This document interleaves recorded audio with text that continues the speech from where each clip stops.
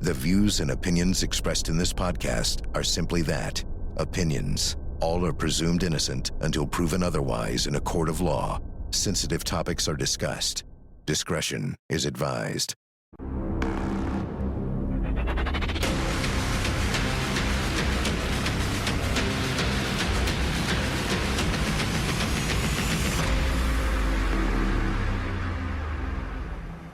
I'm Vinnie Politan. The subject of my investigation is the story of a dad, his 3 small children, and a dangerous hike up a steep trail that ended with criminal charges. Here's the story.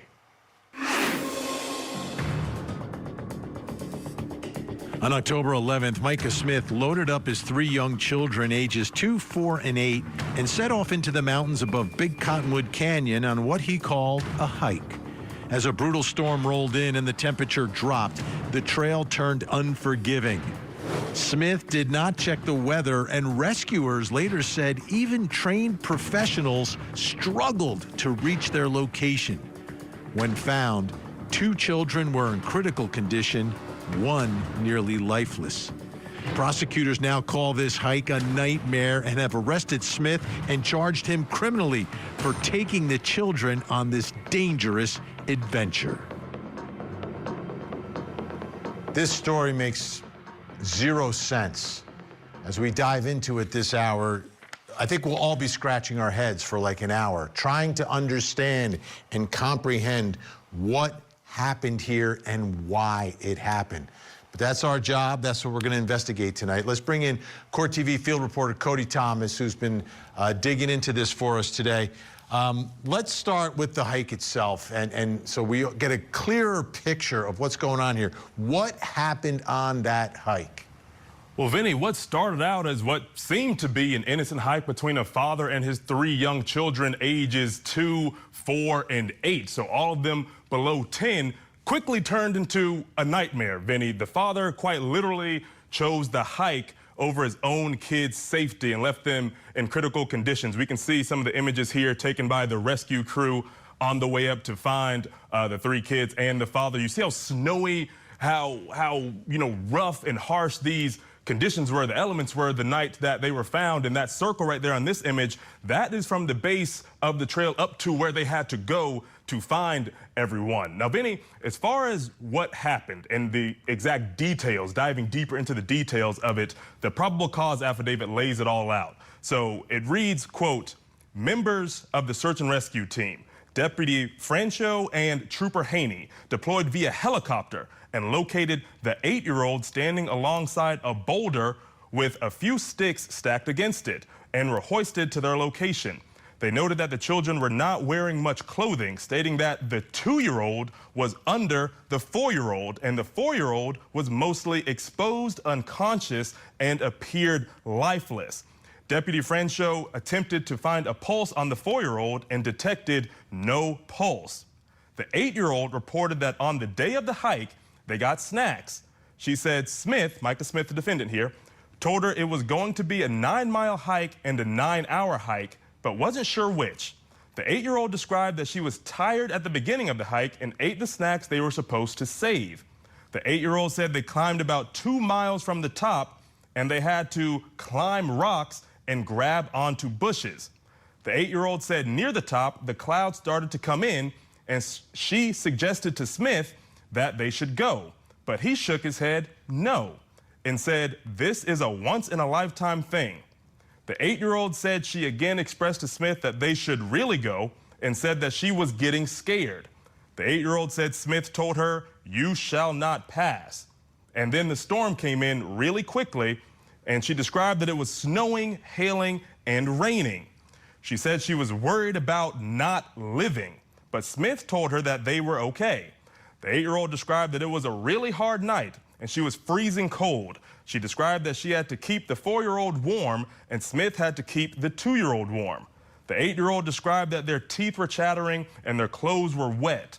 The 8-year-old stated that one of her brothers had hypothermia and she ran to her brother with hypothermia and hugged him tight to try and make him a little warmer, and she had to breathe into his mouth and push on his chest. Vinny, this is the type of stuff that they write horror and thriller movies about. I mean, you have an 8-year-old acting as if she's responding, an ambulance person coming out to save her own brother. And this is all at the fault of her own father in these harsh conditions on this very difficult and steep trail. Just looking at those photos, it's absolutely jaw-dropping. And then when you hear the 8-year-old attempting to be the voice of reason, the adult in all this, it's absolutely shocking. All right, Cody's sticking around for the hour. That brings us to the first question in our investigation. And I'm sure it's a question that the children probably had too. Why would Micah Smith take his children on this hike? What are you doing? Why would you do this? Here to help answer this question, clinical psychologist Dr. Adolph Brown III. He's also a child and family expert. Also with us, lives out there in Utah private investigator Jason Jensen. All right, Dr. Brown, let me start with you. What are your thoughts here about why? Well, first of all, I heard everyone say that this was a nightmare. Let's get it straight. We can wake up from a nightmare. This was a death trap, a death trap. So with a parent understanding this, or at least attempting to and still doing it, this is delusion. This is a classic symptom of delusional behavior. It's also could be mania as a part of bipolar disorder. However, because of what the research that I've done on this gentleman, it seems as his behavior is exhibited over a pattern or many years. So I would say that there's some personality disorders in there, and I would probably say antisocial. And let's understand that antisocial doesn't mean how well you get along with others. It means that you disregard rules and the laws. And then I would also beg to introduce narcissism based on the fact that I can do this, I know what's best, this will pass, you will do it, once in a lifetime sort of thing, that he has it all under control when in fact it was a death trap. Jason Jensen, what are your thoughts here about this father? Like, Utah is beautiful, but these mountains and these, I mean, could be treacherous, and the weather, everything else, you put it all in the mix. Why do you think this dad was doing this that night? Well, that is the pivotal question that we're all having to grapple with here. And what's really strange about it, it has a little dash of Susan Smith in it, as well as Josh Powell. Why would a father take such small children on such a treacherous hike in our Utah mountains? As an adult, I would never hike that area. I've been in all of these canyons throughout my adult life, and I would never endure that with children in that weather condition. Dr. Brown, we're talking about a 2-year-old, a 4-year-old, and an 8-year-old. And the way I'm hearing it from the police affidavit, the 8-year-old is sort of acting like the adult on this whole trip. And to me, that's, first of all, it sounds like an amazing 8-year-old to begin with, but to go through this and survive this is going to be difficult for these children. Oh, definitely. Trauma, trauma, trauma. And trauma is exhibited in different ways based on the age of the child. The 2-year-old didn't have the verbal skills, I'm sure, to say, I'm afraid, let's not do this. But I guarantee the 2-year-old absorbed much of that torture and the trauma. The 4-year-old, I would say, based on the 4-year-old passing out and having to wake up in a hospital with multiple surgeries, the trauma that's coming after that is not trusting adults because it was their father, the nightmares and other things. Now the 8-year-old who was put in a place of a parent. Why wasn't the father administering CPR? The things that would go through that 8-year-old's mind now that everything has come to, well, not to a close, but they're off the mountain, is maybe I could have done more. This is my fault. What was I supposed to do? Did I do this right? Or did I? So there's so many things trauma related that these children are going to have to deal with long after the trial. Yeah. And Jason, I look at this and it's so detached from any sense of logic or any parental instinct. right, that you have, that we have, those of us who are parents. Like, we have these instincts where, like, the first instinct is to protect and to nurture and to not place your children in any sort of danger at all. And this is the exact opposite. A 2-year-old, Jason, he's got to be, I mean, the 2-year-old can't hike 9 miles. A 2-year-old's got to be carried. But why would a 2-year-old even want to go on that hike? Oh, exactly. And, you know, my career in the legal community has been defense, and I find this particular scenario almost undefensible because it really sounds premeditated, like he wanted there to be a fatal accident, because there's no other logical way to explain why he put them in such peril. It is absolutely shocking. All right, our guests are staying with us. Thank you so much. Coming up next, another important question in all this. Is Micah Smith a danger to his children?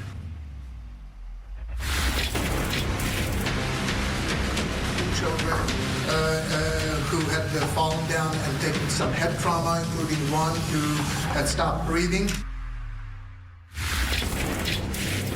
The Court TV podcast will return.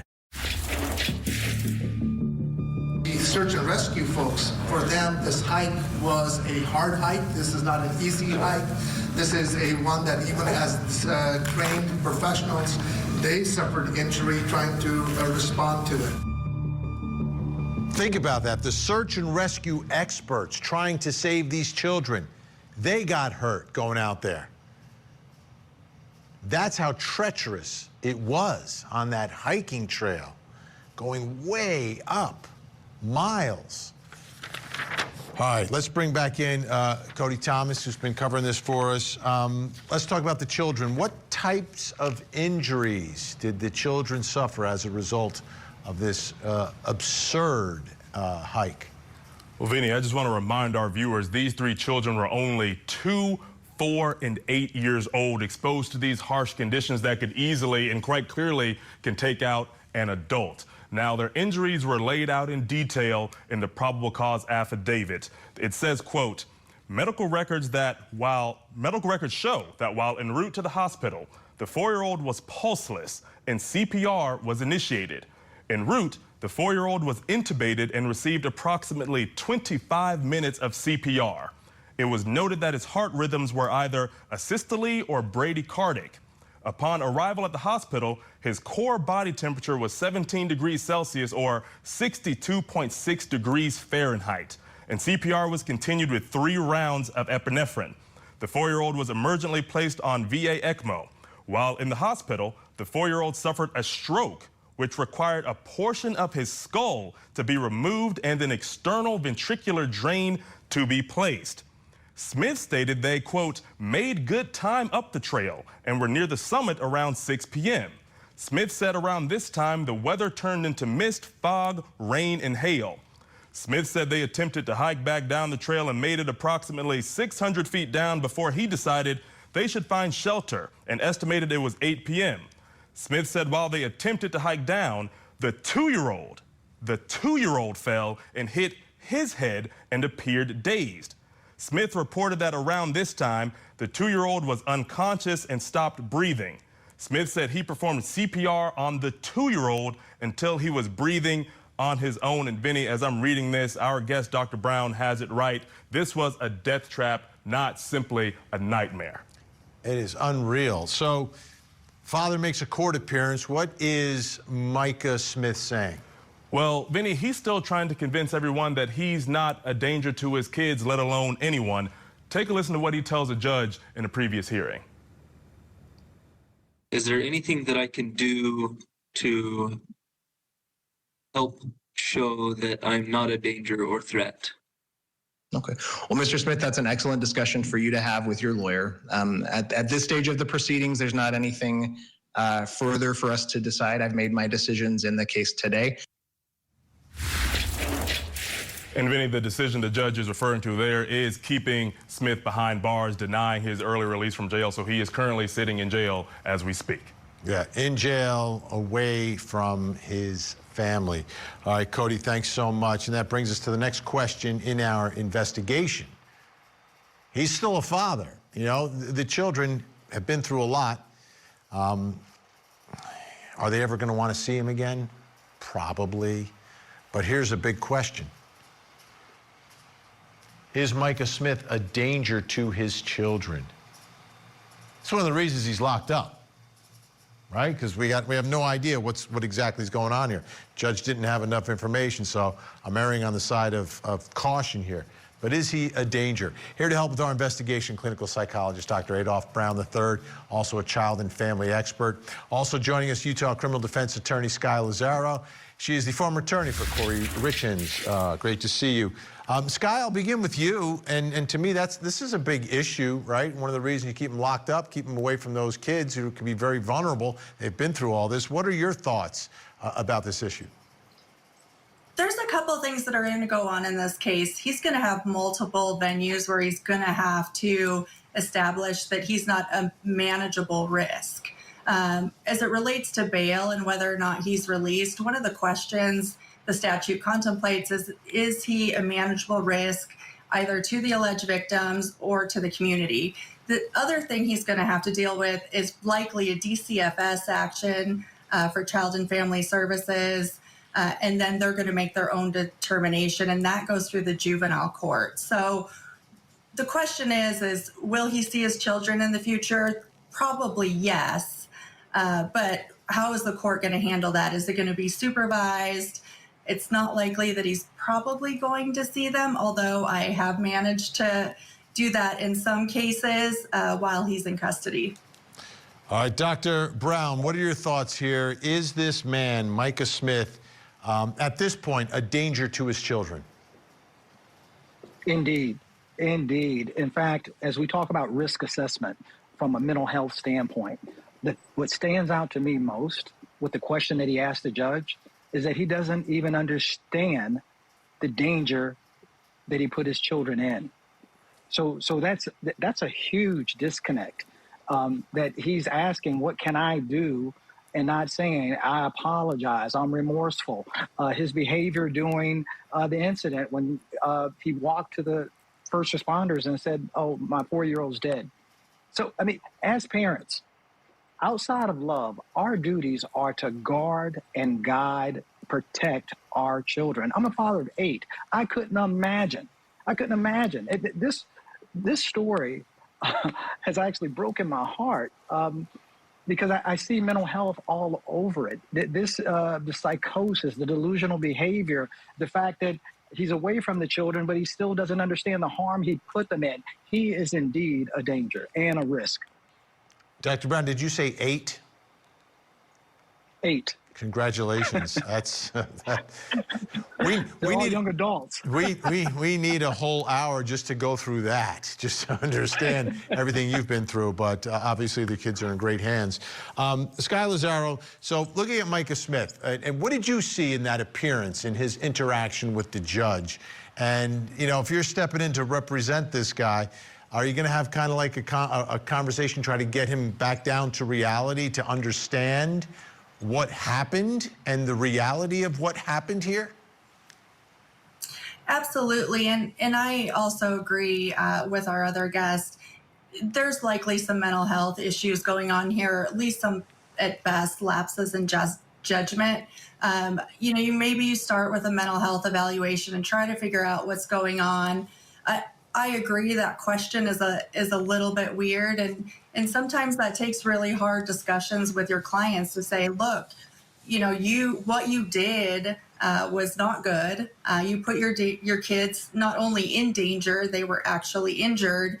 And now it's not about like, what can I tell you that's better? It really becomes about what can I do to make it better? Yes, apologizing helps, but really it's taking a look at the individual, getting them any of the services or help that they need to try to combat that going forward, so that they can make better decisions in the event that he is released at some point and is able to have contact with his children. Let's talk about that contact, Dr. Brown. How and when could that happen in terms of what's in the best interest of these children? Well, one of the things is to actually talk to the children. to make sure that the children's trauma isn't such that they will be re-traumatized to see dad too soon. Do I think they could see him over a period of time? Of course. However, I think it's going to be a while. This will have ramifications for quite a while. The physiology of the brain changes due to trauma. And the children are young, yes, and can be resilient. But forgetting this isn't necessarily something that's going to happen overnight or ever. Yeah. Again, I said in the beginning of the show, we're going to be scratching our heads this whole hour, but thank goodness we have great experts helping us through all this. Dr. Brown, great to have you on. Thank you so much. Sky is going to stick around. Still to come, how bad of an idea was it to take the kids on this hike? We're going to take you on the trail next.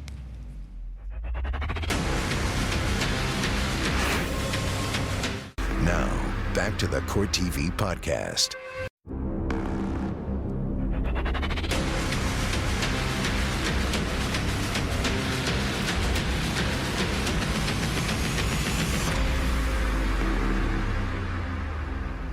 I'm Vinnie Politan. We continue our investigation of the dad from Utah who took his children on a dangerous hike up a steep trail in Utah that ended with him in jail. Here's the story. What was supposed to be a father's bonding adventure became a descent into horror. High above Utah's canyons, mountain winds howled, snow fell, and 3 children huddled under a rock, frightened, cold, begging to go home. Investigators say Micah Smith, their father, pressed them onward, ignoring pleas and text messages from their mother warning, turn back. Security camera-like video later recovered shows a little girl trembling and whispering, "Are we going to freeze to death, Daddy?" Rescue crews braved rock slides and freezing cold just to find them alive.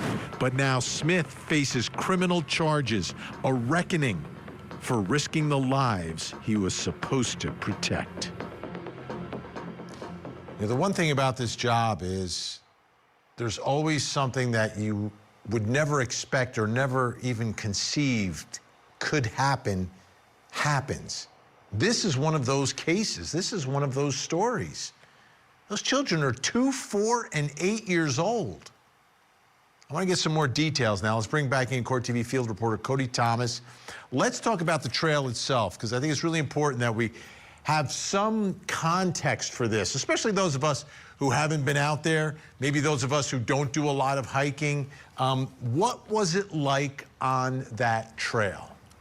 Well, Vinny, I'm one of those people who has never done one of these big extreme hikes, but I scoured the internet today trying to find anybody, you know, some type of hiking influencer who's been on this trail or just someone who's been on this trail in general. And I ended up finding multiple people who spoke to me about the difficulty of this trail. They all said even for the most experienced hiker, this trail can be very humbling. But before we get to that, Vinny, I just want to show some footage that I found online of the trail today. We'll start with YouTube user Renee Yeoman. She posted this video right here showing the snowy conditions of the trail. You can see, because we know it was snowing that night, you can see how many trees and rocks and what it looks like when the snow actually comes down on this trail. And even looking at this video right here, you see how treacherous it can be. You can easily roll an ankle or do anything to injure yourself there.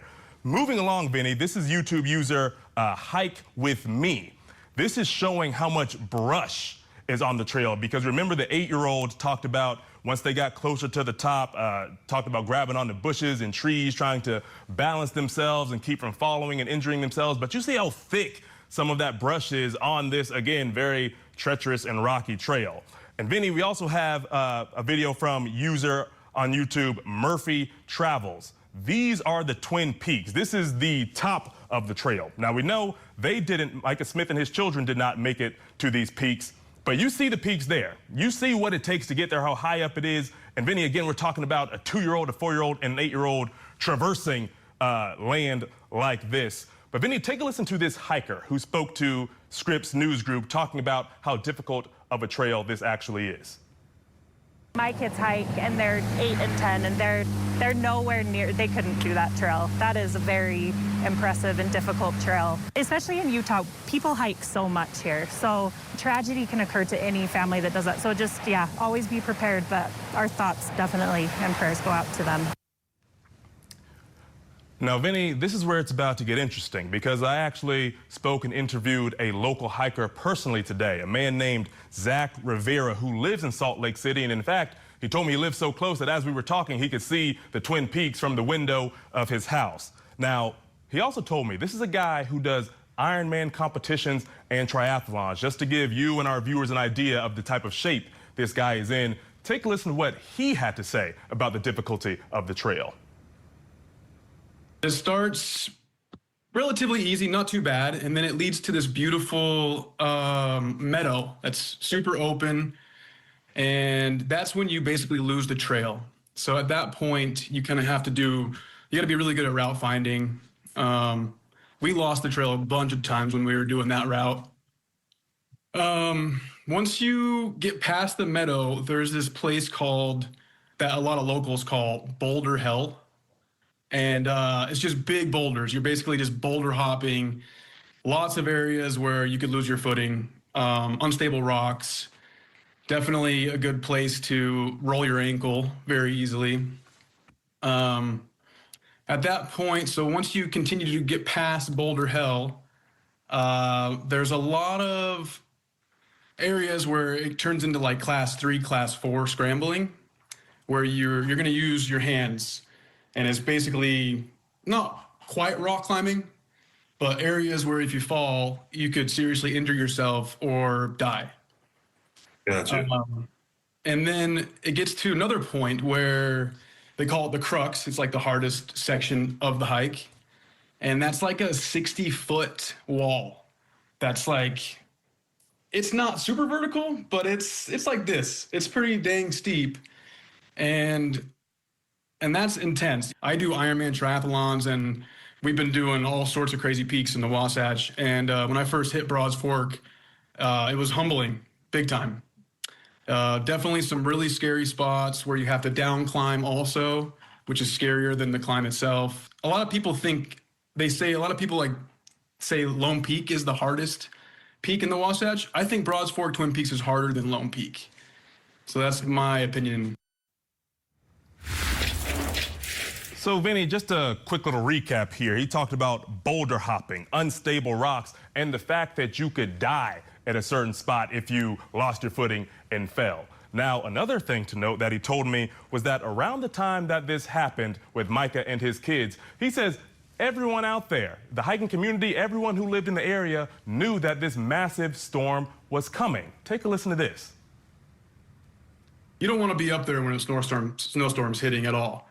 Let alone like even a little bit of rain would be sketchy up there. Everybody in the state knew there was a huge snowstorm coming that day.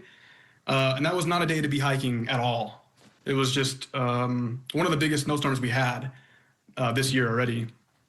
So definitely an intense time to get out there. When you're going off on like a big adventure like that, you definitely check the weather before you get up there. That's something that everybody should do if you're going for a hike. You need to check the weather. And it was one of the biggest snowstorms. Everybody was talking about it, how it was just going to be a crazy snowstorm. So anybody hiking that day, not sure what they were thinking. And that's the golden comment there, Vinny. Not sure what anyone was thinking, let alone here Micah Smith with his 3 young children. One of the biggest snowstorms of the year, and he still took them up that already treacherous trail. Unbelievable. And the images that you found of going up there. Then what really struck me, you talked about, there's a part where, you kind of lose the trail. And like, he's a hiker. These are children. These are children on a night when this storm was coming in. Cody, thanks so much. That brings us to the next question in our investigation. How bad of an idea was it to take the kids on this hike? I don't even know how you measure that. Here to help answer the question, retired police commander, author, and host of the podcast Profiling Evil. He is from Utah, Mike King. Also with us, Utah private investigator Jason Jensen. I've got my Utah guys here. Mike, your thoughts, first of all, about how bad of an idea was it? And those storms that come in, take something that's dangerous and make it potentially deadly. Well, yes. I mean, even without hindsight, it's a bad idea to go up there with anyone that's not physically fit. I remember as a young scout, 12 to 16, 17 years old, hiking that as a group. It was grueling. To do that with a 2-year-old, a 4-year-old, an 8-year-old is unconscionable. Even given the facts that you might have some low capacity in making good decisions. I just don't know, Vinnie, how anyone could come up with an idea that makes good sense. You and I have been in Park City together. That's 7,000 feet. The top of these peaks in that area are 11,000 feet. They were doing a 3,000-foot ascent just on that particular trail alone. I mean, you think about this, 6+ miles that were almost straight uphill. It just is beyond me. It's troubling. It's really terrifying to think that there are people out there in a position of trust making decisions like this. And Jason Jensen, the original plan, as Cody told us, he was saying 9 miles or 9 hours. He wasn't sure. Both of those are bad ideas, and both of those put you on that trail, on that after dark. Yes. In fact, what's so bad about this decision is not only the weather, the temperature, it's the time of year. You got a smaller window of daylight, so you're taking some inexperienced minors that at best shouldn't be doing more than an hour, let alone, I've been on Broads Fork as adults in my 20s, and we turned back, and it was in a summer day. So none of this, anyone with any experience with that trail knows better. And at some point, logic should have stepped in saying, okay, we can't make this, let's turn around. But, that didn't settle in with him. Yeah, the logic, Mike, was coming from the 8-year-old daughter. Yeah, isn't that terrifying to think that that child had to be the adult in the group trying to provide some kind of reasoning? And it's really making me wonder what kind of a disconnect was going on with Dad. And when we talk maybe a little further about this in the episode tonight, we'll talk a little bit about those texts that were going on and the behavior that I was picking up as I looked at that. Again, can you imagine a child being taught on a mountain when it's 20 degrees and raining, that they're taught, hey, this is how you do CPR on your brother, and I'll catch you later because I'm heading down the hill to try to get some help. It just makes absolutely no sense. The other thing that really struck me, Jason, is that the rescue workers who were going to go, they got hurt trying to attempt this rescue, and these are trained, physically fit professionals who these are the moments that they prepare for, and for them this was treacherous, and the children aren't even dressed for the weather.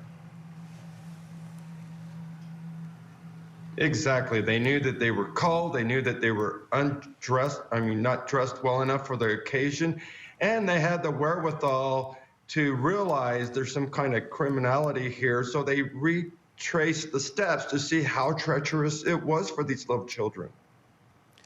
Yeah, Mike, I'm wondering, right? We're all fathers here. How does this compute in any level? There has to be some level of severe mental impairment / evil. It's one or the other, Mike. Exactly, and I look at the text messages back and forth, that remark about I'm doing this as a single parent up here, I'm handling this alone. That wasn't a realization that things are falling apart. To me, that was a personal jab being fired back, and an indication that there was some real anger about having to go up there. We've seen it before in familial kinds of domestic violence where somebody purposely injures the children in order to hurt the other spouse. And I'm not saying that's what's going on here, but I think it has to be considered by law enforcement and by the prosecution, and hopefully by the mental health providers who are talking to this guy. And the flip side of it is, that maybe it was just a mental health breakdown, but there were precipitating kinds of stressors suggesting that this wasn't the first time. There's evidence suggesting that there had been other kinds of ideological thoughts about going up into the mountains and doing some things that are pretty aggressive. That all is really troubling to me, Vinnie. And you know what? Even if it was a mental illness, and we got to lean on the side of being a little bit compassionate about the father making a really bad decision in a mental health crisis, that's got to be one heck of a crisis to take a 2-year-old, a 4-year-old, and an 8-year-old and make them climb up a mountain that, frankly, most of us wouldn't even want to attempt it in our best condition. Yeah, and Jason, Mike brings up a great point about a big part of the investigation may be what else was going on inside that household. Oh, exactly, because either there's a history of abuse or a history of mental illness, and the wife and other family members are going to have some experience and some input to that to determine, to help law enforcement decide whether this was gross negligence or if it was some kind of intentional act. Jason Jensen, always great to have you on the program. Mike's going to stick around. Coming up next, what should happen to Micah Smith? Do find by a clear and convincing standard that you would be a danger to the alleged victims if you were released today. This is the Court TV Podcast. No in-person, no telephonic, no electronic, no written contact. You may not go where they live or go to school. You may not have anyone else contact them for you, so no passing messages to them through anyone else. And you may not possess a weapon or any kind of ammunition while this case is pending. Mr. Smith, do you understand those expectations that I've laid out for you? Yes, Your Honor, I do. Judge laying out the conditions and the protective order, keeping Micah Smith away from the kids, away from his family, but he's locked up. Let's bring back in Cody Thomas, Court TV field reporter, and let's talk about let's get into the law now. Let's get into the actual charges that Micah Smith is facing here. Well, Vinnie, he's facing a total of 6 first-degree felonies out there in Utah. 3 counts of felony child torture and 3 counts of aggravated child abuse intentionally or knowingly. And Vinnie, what I want to do now, I want our viewers to take a listen to the prosecutor's response to Smith asking for an early release from jail. Take a listen. I was wondering if you might consider a pre-release for me. Let's see. Mr. Ross, what is the state's position on a request for a pretrial supervised release? That's a hard no, Your Honor. Haven't had an opportunity to bring the victim to weigh in on this. Do find by a clear and convincing standard that you would be a danger to the alleged victims if you were released today. Now, that's not a permanent decision, Mr. Smith. It's a temporary one, and it can be reviewed as soon as your next hearing in front of Judge Ruby Mills. But, sir, you will remain in custody until that detention hearing and until Judge Ruby Mills decides to release you. So, Vinnie, a hard no. He will not be getting out. And I was doing a little research today just to, get a little more grasp on the legal aspect of this, because those are all first-degree felonies. In Utah, each charge carries a mandatory minimum of 10 years behind bars. All right. Cody Thomas, great reporting tonight. Thank you so much. And that brings us to the final question this hour about this case. What should happen to Micah Smith? This is an unusual case. Let's bring in our guests who are going to help us answer this question. Joining us, retired police commander, author, and host of the Profiling Evil podcast, Mike King, and also still with us, Utah criminal defense attorney Sky Lazaro. Sky, first, give us some context here. How serious are these charges? First-degree felonies in the state of Utah are the most serious charges that we have. Not only do they have a minimum mandatory, they carry up to a life in prison sentence. Now, that doesn't mean that you do life. We have an indeterminate sentencing structure here in Utah, so it's ultimately, if he's convicted, going to be up to the Board of Pardons and Parole, how much time he would serve, and then be out on supervised release. But very serious is the answer. Okay, and a follow-up to that. Let's get to the question. What should happen to Micah Smith here, from your perspective? You know, I'm a defense attorney. This is really early in the case. He is, no matter how bad it sounds or how terrible this case is, he's presumed innocent until he's proven guilty. There is a lot that needs to happen in this case. The defense is going to need to get all of the discovery. You have to keep in mind, when you look at the probable cause statement associated with informations that are filed with the charges, really what we're looking at is the state's greatest hits. You know, it's what they have to support the charges.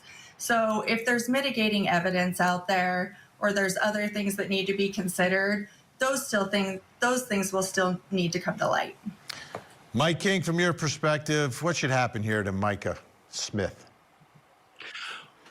You know, I look at this in the same way. I think that we're seeing talked about tonight, that we need to let this thing play out a little bit. But here's the thing that I keep going back to is that there has to be accountability, and the accountability has to match the behavior, not what the outcome was, because he shouldn't get credit for a miracle that happened on that mountain.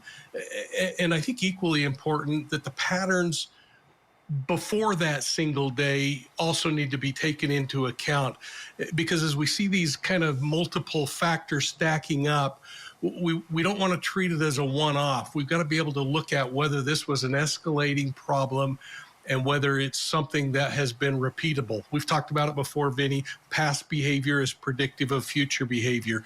And so I guess I go back to the idea of let the system roll out, but let the process roll out, but you got to have accountability. Sky, from your experience, do you think this is something that is going to be worked out, or do you think this is something that may come to a head and end up being a trial? You know, ultimately, that's a decision the defendant has. Micah Smith is going to have to make himself. He is the only person who can agree to some sort of plea agreement or decide to exercise his rights to go to trial. I think we're going to see a lot of information come out in the next little bit. He still is entitled to a preliminary hearing. Whether or not there's any mental health issues that need to be taken into account, a lot of times those really go into mitigation and working out plea deals and things like that. When you're charged with a bunch of first-degree felonies, I think you always need to be open to having conversations, even if your client tells you no, about resolving cases. We are out of time. Sky Lazaro, Mike King, thank you so much. Appreciate your valuable time. I don't understand this at all. Now, I'm not an outdoorsman, but I am a dad, and I know you don't take a 2-year-old on a long hike on a trail like this. You also don't take a 4-year-old. And when your 8-year-old gets scared, you know what you do? You turn around. This was inexcusable. But my guess is, if they go to trial, they may point the finger not at another dude, but at Mother Nature. Not sure, though, the jury will want to hear it. I'm Vinnie Politan. We'll keep digging for answers as the investigation continues.